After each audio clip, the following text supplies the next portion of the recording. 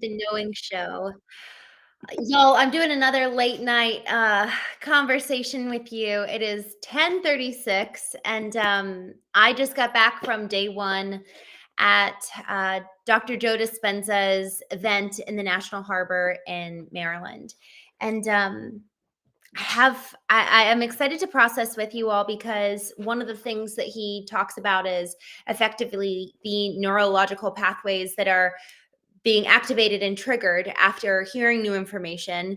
And for a couple of hours, new connections are being made in the brain. But if we don't actually repeat what we heard, much less put it into practice, it doesn't hold much weight, and we actually end up forgetting it. So this is a good opportunity for me to practice what it is that he talked about. And a lot of what he talks about is science backed uh, changing of the mind, changing of your life effectively, predicated in the data that he and his research team has conjured through having people hooked up to heart monitors and having MRI scans and functional MRI scans. And it's just wild, the things that he's talking about and the things that people are experiencing after being at his events, and even just moving through some of the elements of what he teaches. And so, for those of you who don't know, Dr. Joe Dispenza, he is notorious for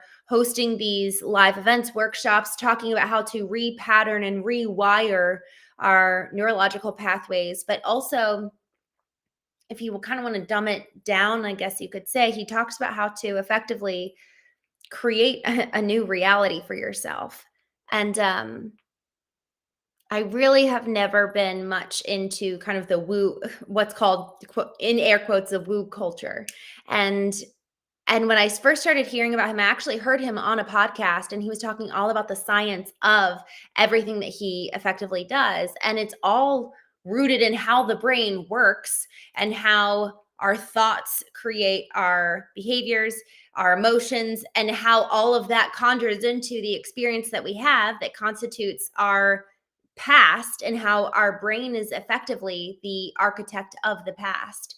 And so, by way of then feeding new information to our brain, we're effectively able to allow for the new neurons to fire and then to rewire our brain.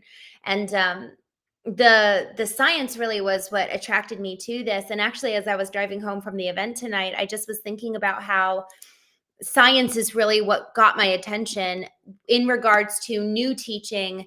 Um, I see Mark online saying hey on Facebook. So hey Mark, thanks for tuning in. Um, I was remembering on my way home how when I read Daring Greatly by Brene Brown, she had so much research to back up her findings about the importance of emotions and vulnerability. And I never allowed myself to I allowed myself to feel when it was kind of when I was at my wit's end, when I had no other option. And the real place where emotions would escape were on the pages of my journal, because I fundamentally viewed emotions as weakness because of how I was raised, but then also how it was existing in my previous relationship. So much of emotions felt unsafe. And it was kind of like if I chose to say my emotions, I would experience a disconnection with the person that I love the most in the world.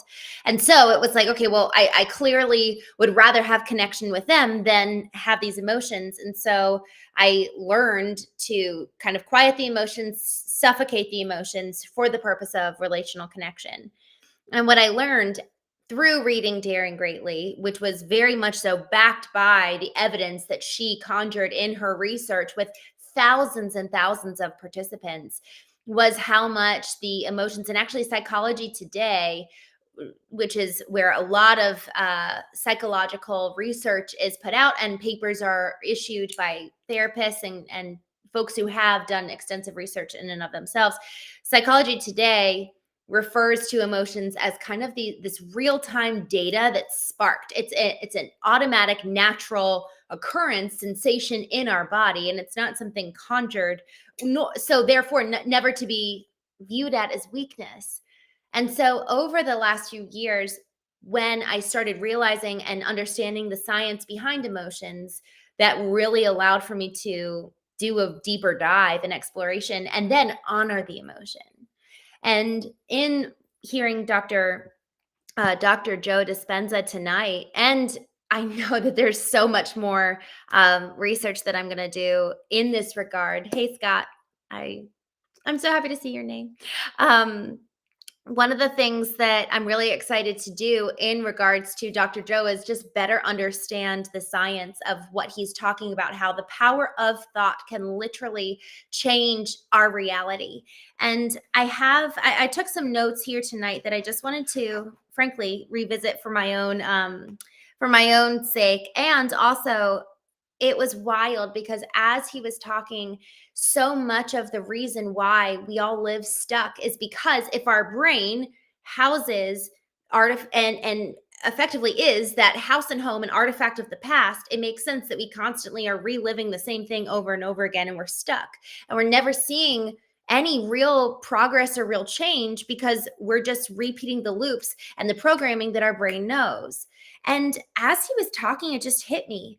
One of the biggest and best ways that I have seen monumental change in my life has been changing my environment on a very regular basis. And so honestly, ever since my husband left in 2021 and then we sold the house, I lived kind of nomadically for about 2.5, 3 years.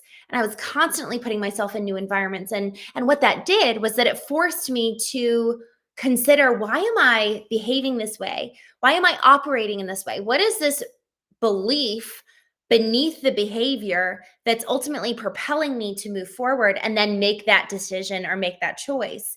So ultimately, what it was that I was in constantly new environments that were creating new stimuli on a daily basis, sometimes moment by moment basis. And before I would, and this was the ideal, right? The ideal scenario in these new environments was that the stimuli would trigger, I would analyze my default response before doing so, and then change my choice for what my response would be. And then obviously when you're on autopilot, you've got your stimulus and then you've got your response. And then you're like, oh, wait, why did I just do that? And so really the goal and intention for me during those 2.5, 3 years, and still today, but really during that time was, before I make a default decision, let me make a pause, take a moment and say, why am I wanting to have this autopilot behavior? And why is that autopilot behavior there in the first place? And effectively what I'm learning now, because Dr. Joe has the science for kind of this behavior, which is effectively bringing consciousness into our awareness and living a life of consciousness. That's number one, so that we're not living on autopilot. But then number two is, okay, now that we're realizing how much we're living programmed on the past, the second thing that I realized today that was just so incredibly important was, when I wrote my eulogy when I turned 30, and then I started reading it every single day, I was effectively reprogramming my brain to live different than the past. The past knows Christine Marie as someone who has been historically, categorically codependent. And so if I am, as I am, and if I am ever to move away from who that woman was and create somebody new, I have to be so clear and intentional about who she is, what she believes, how she thinks, how she shows up in the world, how she acts, how she behaves, all of those things. I have to clearly articulate it and define it with intention to then, it's like it's charting a whole new life. And that's why I love this example of the compass being fundamentally broken. My compass, my navigational system was broken to the point where it was pointed east and west, horizontally oriented, rather than pointing north, rather than pointing vertical. And so in that correction of orientation, it's like, okay, well, how many other things need to change in order for me to effectively be on the right trajectory, so that, I talked about this yesterday, so that we don't end up doing a 360 change, but we end up doing a lateral 180 change. We have a completely new way of being and showing and modus operandi in the world, rather than having default behaviors and the program that's been instilled in us by everyone and everything around us since we were children, that was then reinforced throughout our life. One of the other things that he said that I just so appreciated Oh gosh. um, it was so easy for me when everything ended in my marriage. It was so easy to play the victim if I wanted to. He's the one that left. So I could take that on and have that be the narrative and not assume radical responsibility for looking in the mirror, not assume whatever percentage of the part that I played. It always, in the marriage ending, it always takes two to tango.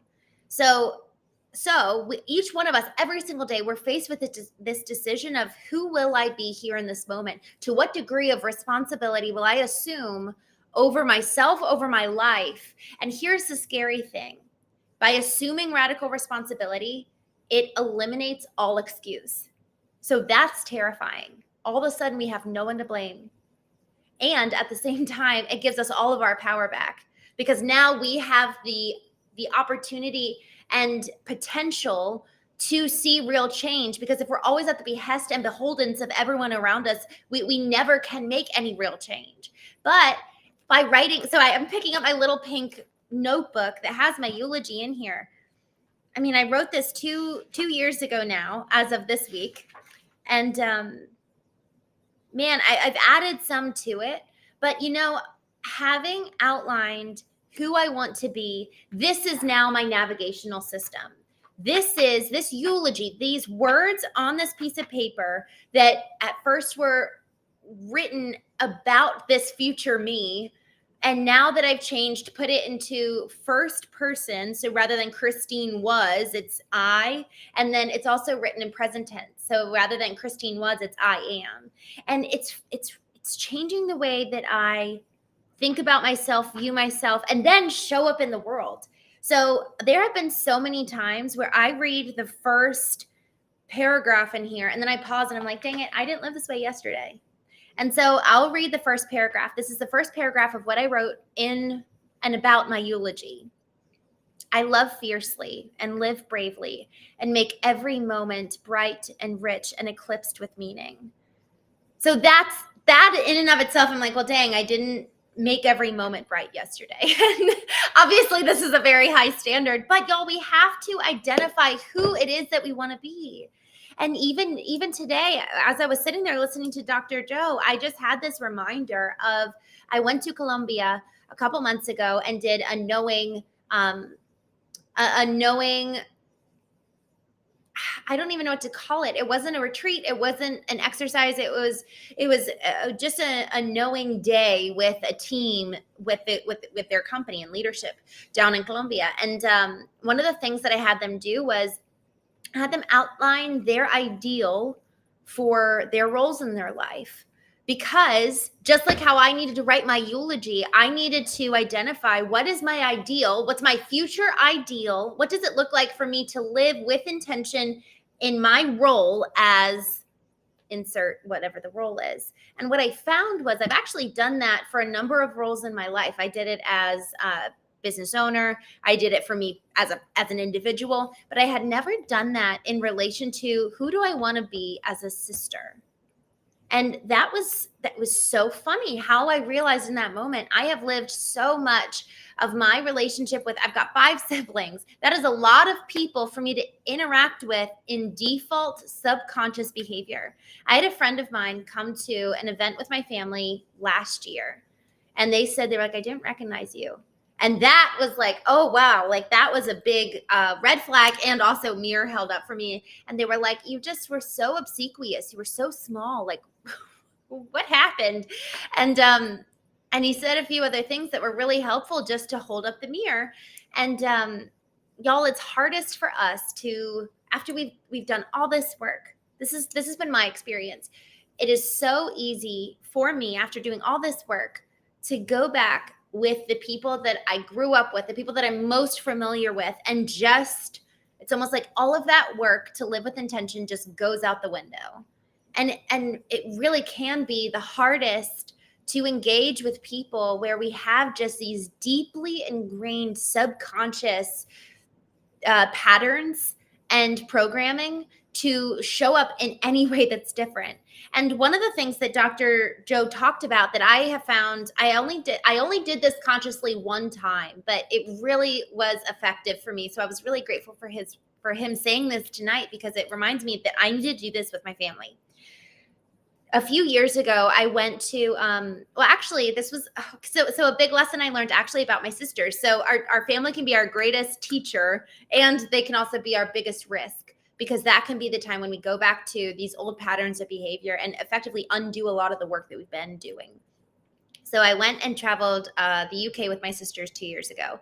And one of the things that I realized was I have this desire, I still do, but honestly, ever since I had this experience with them, it has changed a lot. This desire that I'm talking about is one that I crave deep and meaningful conversation. And if we don't have that, it's almost like, well, what was the point of that interaction, of that time together, if we didn't talk about something meaningful? And what I found during that time, so it was myself and my two younger sisters, and they are like connected at the hip. They're best friends. And I'm 4 years older than the one right below me, and 6 years older than the littlest. And they're both so fun. And so I was driving the three of us around, and first, it is incredibly strange to drive stick on the wrong side of the road, because your seat is on the other side. So I was driving stick with my left hand, and God bless them, they were very gracious with me while I stalled about 3 or 4 times in the streets of London while it was raining and dark outside. So it was quite an adventure and so much fun. But what I realized is that my desire to have these deep, meaningful connections was actually rooted in a need that wasn't being met. And so while I'm over here thinking it's something almost, there's an element about, okay, how do I want to phrase this? There's something about our needs, our values, our desires that can be corroded and described as something that we hold as kind of superior to other people, because we wouldn't think them otherwise if we didn't think that they were right. So I do have this value around deep, meaningful conversations. And then if other people don't, I can be like, well, this is obviously the best way to spend our time. Whereas really, that's just a need that I have. And yes, I do believe that there's so much value there. But apart from me recognizing that this value is also really associated with a need, then I'm going to be walking around like looking for my IV drip of meaningful conversations, and not recognizing that this value and ideal that I have is actually deeply rooted in a need. And so then when that happens, our needs become convoluted and unable to be voiced in the purity of what they truly are.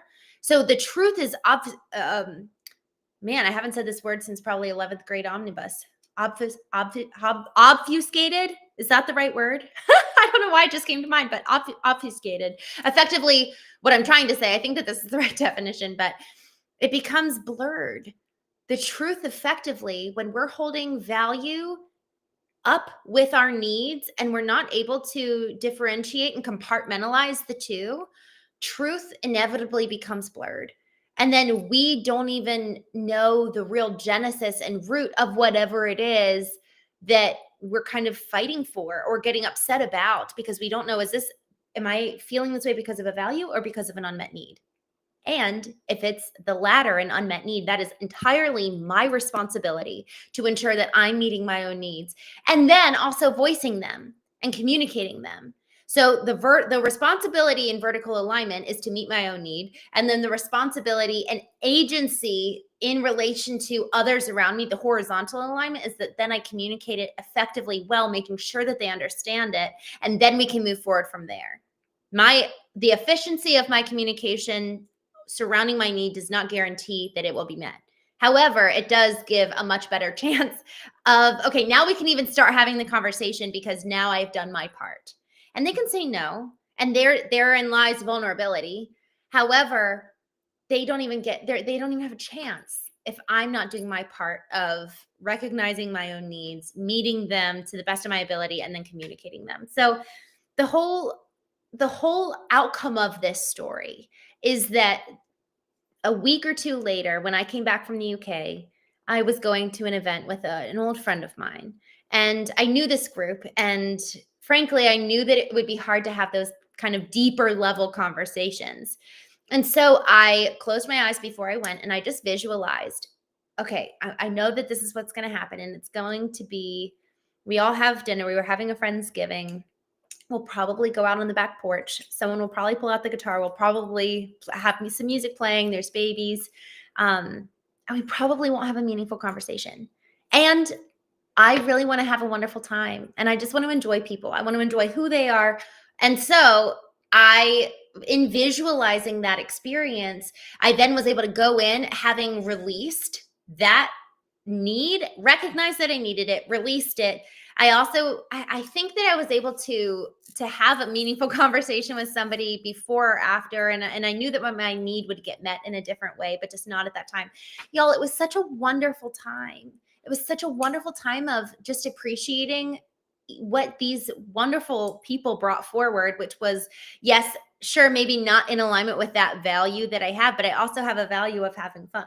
And so the reason why this has changed over the years, this value and need of deep, meaningful conversations, is that now that that need has been brought into my conscious awareness, now it's not going to catch me by surprise. I'm not operating on default when I'm engaging with people, but I can actually be radically responsible to meet my need before I'm entering into a situation with other people where I know how I'm entering the room.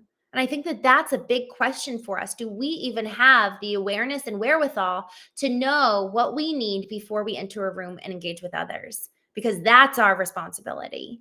And it's our responsibility in the vertical alignment process to identify, know what our needs are, and then in the horizontal lens to communicate it. So what Dr. Joe said about the visualization of kind of the new environment, how am I going to act? And really playing that experience out in our minds, visualizing, but also how am I going to feel? So like planning in advance of, okay, I'm going to be with these people. We're probably not going to have any deep, meaningful conversations. And I am so excited to just enjoy them and just delight in them.